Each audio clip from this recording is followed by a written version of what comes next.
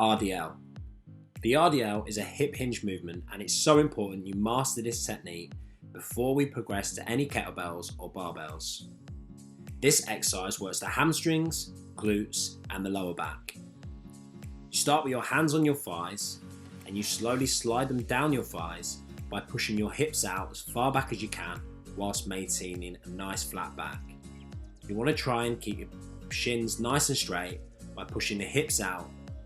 You don't want to bring your knees too far forward.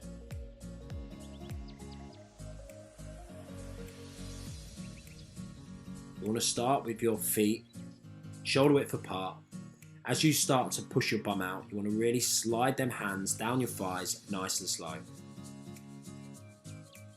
Take your time with this movement, as this will help you master the technique. Avoid letting your knees travel too far forward. You want to keep them hips nice and high. We don't want to be squatting. We want to keep the movement nice and high because this is a hip hinge. As you can see from the video, we're not squatting, we're keeping the butt nice and high. We don't want to round that back. We want to keep the back nice and flat. So keep your chest up. Here are a few common errors we see. People not thinking about the exercise, just rounding their back. Here you're just squatting, you're not pushing the hips out. So here you're working the quads, not the hamstrings. So this is incorrect. So here we go again. Slowly push your hips out as far back as you can, keeping that back nice and flat and arms straight. When you feel the stretch in your hamstrings, that's time to stand up. When you get really good at this exercise and you build up that technique, we can then progress to doing this exercise with a kettlebell or a dumbbell.